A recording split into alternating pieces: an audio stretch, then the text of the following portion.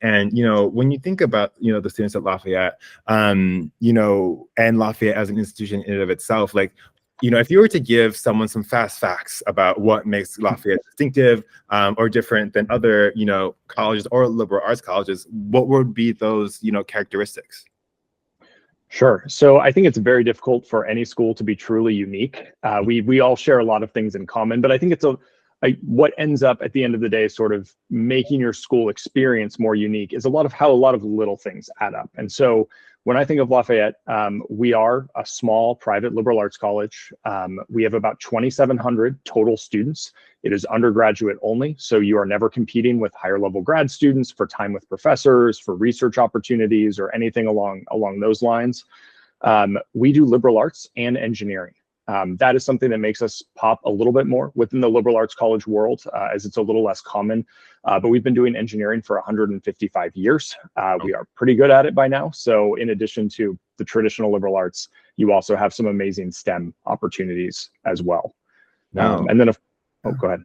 No, incredible. I was just gonna ask a quick follow-up question for some people who might not know what a liberal arts education is. Could you share a little bit about that? Yeah, thank you for keeping me honest. So when we think of the liberal arts, what we're essentially trying to create through the liberal arts environment on our campus is very well-rounded students.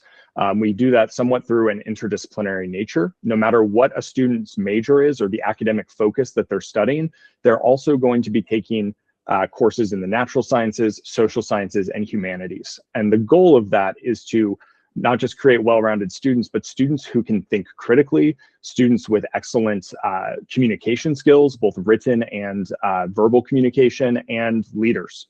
We really want to use all of those, our curriculum and that environment to sort of help students be successful with all those soft skills when they leave, as well as the hard skills that they're learning for their academic major.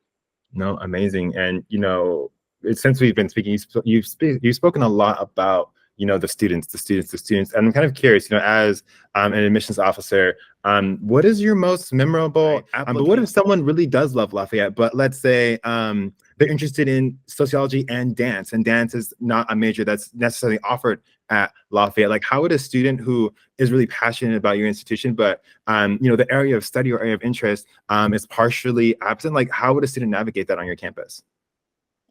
Yeah, I mean, you have a few different options. We do have some clubs and organizations that are geared towards things like dance, in your example, obviously, so that they can participate in it. It may be competitive dance, it may not be competitive, it may literally be just for fun, ballroom dancing once a week, or maybe salsa dancing.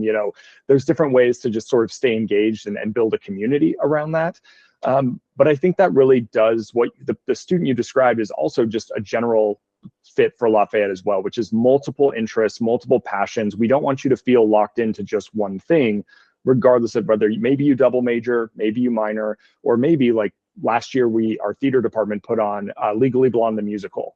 The lead in Legally Blonde was Elle Woods. She was actually played by an engineering student who is not part of our theater program, but she auditioned for the role. And that's something all students can do, regardless of their major, is audition for our fine arts and our productions and performances and ensembles and all of those things. And so there's often other avenues for students to really get involved in the things they're passionate about, even if they don't choose or aren't able to study it full on as a major.